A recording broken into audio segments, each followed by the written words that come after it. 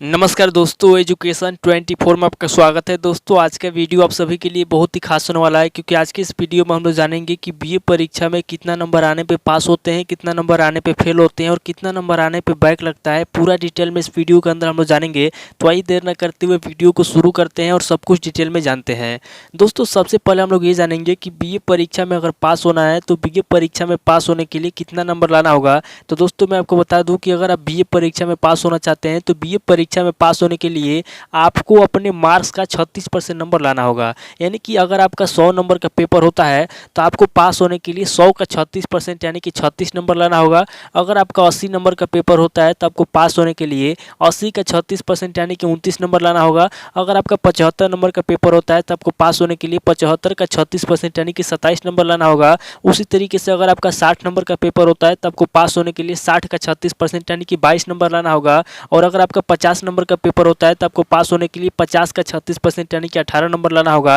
यानी कि आपका पेपर चाहे 100 नंबर का हो, चाहे 80 नंबर का हो, चाहे 75 नंबर का हो, चाहे 60 नंबर का हो, चाहे 50 नंबर का हो, अगर आपको बीए परीक्षा में पास होना है तो बीए परीक्षा में पास होने के लिए आपका जितने नंबर का पेपर होता है आपको पास होने के लिए उतने नंबर का 36% नंबर लाना होगा। यानी कि कुल मिलाकर कहा जाए तो आपको बीए एग्जाम में पास होने के लिए 100% में से आपको 36% नंबर लाना होगा पास होने के लिए। तो दोस्तों ये तो हम लोगों ने जान लिया कि बीए परीक्षा में पास होने के लिए कितना नंबर लाना होगा। अब आगे हम लोग रिजल्ट के माध्यम से जानेंगे कि बीए परीक्षा में किस सब्जेक्ट में कितना नंबर आने पे पास होते हैं, किस सब्जेक्ट में कितना नंबर आने पे फेल होते हैं और किस सब्जेक्ट में कितना नंबर आने पे बैक लगता है। सब कुछ हम लोग रिजल्ट के माध्यम से जानेंगे। तो आइए बिना किसी देरी के हम लोग शुरू करते हैं और रिजल्ट के माध्यम से जानते हैं। यहाँ पे आप देख सकते हैं आपके सामने पहला रिजल्ट आया है। यहाँ पे आप देख सकते हैं कि आपका 3 सब्जेक्ट का पेपर हुआ है, हिस्ट्री, पॉलिटिकल साइंस और हिंदी लिटरेचर। यहाँ पे आपका फर्स्ट सेमेस्टर, सेकेंड सेमेस्टर दोनों सेमेस्टर में आपका 100 नंबर का पेपर हुआ है। तो यहाँ पे दोस्तों अगर रिजल्ट की बात की जाए तो यहाँ पे आप देख सकते हैं कि रिजल्ट यहाँ पे बैक दिखा रहा है,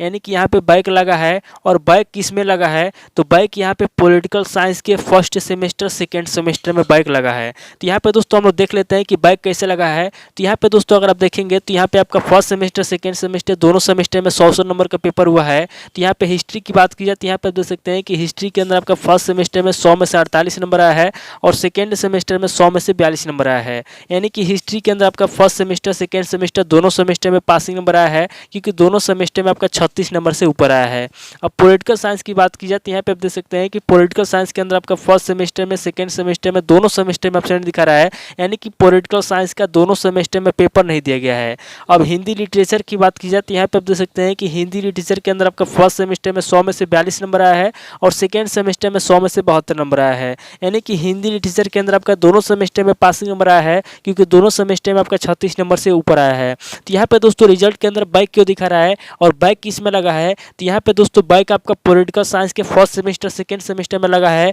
और बैक क्यों लगा है तो यहाँ पे आप देख सकते हैं कि बैक इसलिए लगा है क्योंकि यहाँ पे दोस्तों पॉलिटिकल साइंस के अंदर फर्स्ट सेमेस्टर सेकेंड सेमेस्टर दोनों सेमेस्टर में एब्सेंट है, यानी कि दोनों सेमेस्टर का पेपर नहीं दिया गया है, इसलिए यहाँ पे पॉलिटिकल साइंस के अंदर फर्स्ट सेमेस्टर सेकेंड सेमेस्टर में बैक लगा है। तो दोस्तों अगर आपका कितने भी सब्जेक्ट का पेपर होता है, 2 सब्जेक्ट, 3 सब्जेक्ट, 4 सेमेस्टर, 5 सेमेस्टर, वहाँ पे अगर आप किसी सब्जेक्ट के अंदर किसी सेमेस्टर में अगर आप एब्सेंट हैं या फिर उसका पेपर नहीं दिए हैं तो उस कंडीशन में क्या होगा, उस कंडीशन में अगर आपका 2 सेमेस्टर में एब्सेंट है तो वहाँ पे तो बैक लगेगा, लेकिन अगर 2 से अधिक सब्जेक्ट में अगर आप एब्सेंट है तो उस कंडीशन में दोस्तों आपको फेल कर दिया जाएगा। अब आगे बढ़ते हैं और दूसरे रिजल्ट को देखते हैं। यहाँ पे आप देख सकते हैं आपके सामने दूसरा रिजल्ट आया है। यहाँ पे आप देख सकते हैं कि यहाँ पर भी आपका 3 सब्जेक्ट का पेपर हुआ है, हिस्ट्री, सोशियोलॉजी और पब्लिक एडमिनिस्ट्रेशन। यहाँ पे आपका फर्स्ट सेमेस्टर सेकेंड सेमेस्टर दोनों सेमेस्टर में आपका 100 नंबर का पेपर हुआ है। यहाँ पे हिस्ट्री की बात की जाए तो यहाँ पे आप देख सकते हैं कि हिस्ट्री के अंदर आपका फर्स्ट सेमेस्टर में 100 में से 18 नंबर आया है और सेकेंड सेमेस्टर में 100 में से 60 नंबर आया है। यानी कि हिस्ट्री के अंदर आपका फर्स्ट सेमेस्टर में पासिंग नंबर नहीं आया है, क्योंकि फर्स्ट सेमेस्टर में आपका 36 नंबर से कम आया है, जबकि सेकेंड सेमेस्टर में आपका पासिंग नंबर आया है क्योंकि सेकेंड सेमेस्टर में आपका 36 नंबर से ऊपर आया है। अब सोशियोलॉजी की बात की जाए तो यहाँ पे आप देख सकते हैं कि सोशियोलॉजी के अंदर आपका फर्स्ट सेमेस्टर में 100 में से 44 नंबर आया है और सेकेंड सेमेस्टर में 100 में से 36 नंबर आया है। यानी कि सोशियोलॉजी के अंदर आपका फर्स्ट सेमेस्टर सेकेंड सेमेस्टर दोनों सेमेस्टर में पासिंग नंबर आया है, क्योंकि दोनों सेमेस्टर में आपका 36 नंबर से ऊपर आया है। अब पब्लिक एडमिनिस्ट्रेशन की बात की जाए तो यहाँ पे आप देख सकते हैं कि यहाँ पे आपका फर्स्ट सेमेस्टर में 100 में से 72 नंबर आया है और सेकेंड सेमेस्टर में 100 में से 68 नंबर आया है। यानी कि पब्लिक एडमिनिस्ट्रेशन के अंदर आपका फर्स्ट सेमेस्टर सेकेंड सेमेस्टर दोनों सेमेस्टर में 36 नंबर से ऊपर आया है, इसलिए यहाँ पे आपका दोनों सेमेस्टर में पासिंग नंबर आया है। अब रिजल्ट की बात की जाए तो यहाँ पे आप देख सकते हैं कि रिजल्ट के अंदर यहाँ पे पास दिखा रहा है। अब दोस्तों रिजल्ट में यहाँ पे पास क्यों दिखा रहा है, जबकि यहाँ पे आपका आपका हिस्ट्री के अंदर फर्स्ट सेमेस्टर में पासिंग नंबर नहीं आया है, तो यहाँ पे दोस्तों मैं आपको बता दूं कि बीए एग्जाम के अंदर नियम ये होता है कि अगर आपका 3 सब्जेक्ट का पेपर होता है और उस कंडीशन में अगर आपका 2 सब्जेक्ट के अंदर दोनों सेमेस्टर में पासिंग नंबर आता है और किसी एक सब्जेक्ट के अंदर किसी एक सेमेस्टर में अगर आपका पासिंग नंबर नहीं आता है और दोनों सेमेस्टर के नंबर को जोड़ने पे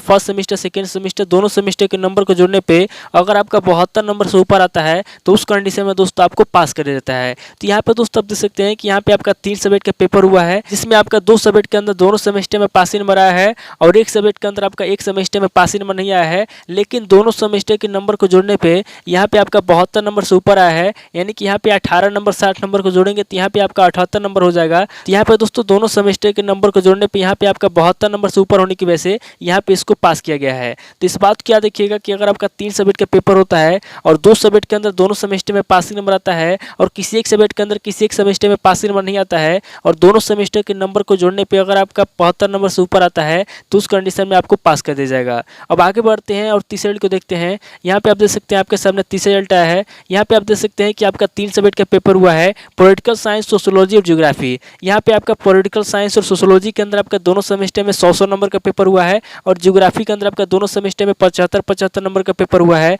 और ज्योग्राफी के अंदर आपका प्रैक्टिकल भी हुआ है। यहाँ पे पॉलिटिकल साइंस की बात की जाती है, यहाँ पे आप देख सकते हैं कि पॉलिटिकल साइंस के अंदर आपका फर्स्ट सेमेस्टर में 100 में से 52 नंबर आया है और सेकंड सेमेस्टर में 100 में से 74 नंबर आया है, यानी कि पॉलिटिकल साइंस के अंदर आपका फर्स्ट सेमेस्टर सेकंड सेमेस्टर दोनों सेमेस्टर में पासिंग नंबर आया है क्योंकि दोनों सेमेस्टर में आपका 36 नंबर से ऊपर आया है। अब सोशियोलॉजी की बात की जाती है, यहाँ पे आप देख सकते हैं कि सोशियोलॉजी के अंदर आपका फर्स्ट सेमेस्टर में 100 में से 8 नंबर आया है और सेकंड सेमेस्टर में 100 में से 52 नंबर आया है, यानी कि सोशियोलॉजी के अंदर आपका फर्स्ट सेमेस्टर में पासिंग नंबर नहीं आया है क्योंकि फर्स्ट सेमेस्टर में आपका 36 नंबर से कम है। अब सेकंड सेमेस्टर में पासिंग नंबर आया है क्योंकि सेकंड सेमेस्टर में आपका 36 नंबर से ऊपर है। अब ज्योग्राफी की बात की जाती है, यहाँ पे आप देख सकते हैं कि ज्योग्राफी के अंदर आपका फर्स्ट सेमेस्टर में 75 में से 18 नंबर आया है और सेकंड सेमेस्टर में 75 में से 20 नंबर आया है, यानी कि ज्योग्राफी के अंदर आपका फर्स्ट सेमेस्टर सेकंड सेमेस्टर दोनों सेमेस्टर में पासिंग नंबर नहीं आया है क्योंकि मैंने आपको पहले बता दिया कि अगर आपका 75 नंबर का पेपर होता है तो आपको पास होने के लिए 75 का 36% यानी कि 27 नंबर लाना होगा, जबकि फर्स्ट सेमेस्टर में केवल 18 नंबर है, सेकंड सेमेस्टर में केवल 20 नंबर है, यानी कि ज्योग्राफी के अंदर आपका दोनों सेमेस्टर में 27 नंबर से कम आया है,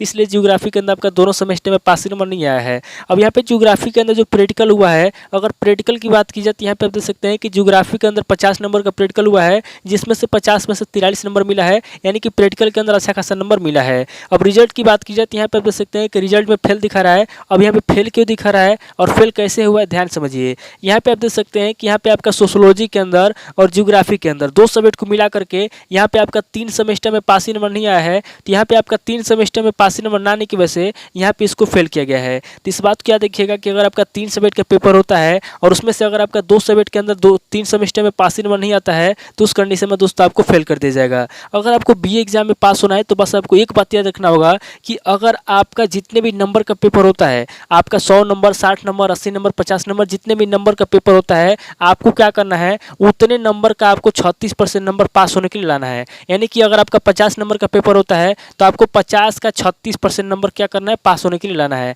अगर आप इस बात को याद रखेंगे और इस बात को याद रख नंबर लाएंगे तो उस कंडीशन में आप कभी फेल नहीं होंगे। तो दोस्तों उम्मीद करता हूँ कि इस वीडियो से आपको बहुत कुछ सीखने को मिला होगा। अगर वीडियो अच्छा लगा तो वीडियो को लाइक कीजिए, शेयर कीजिए और कमेंट करके बताइए कि आपको नेक्स्ट वीडियो किस टॉपिक के ऊपर चाहिए। थैंक यू दोस्तों।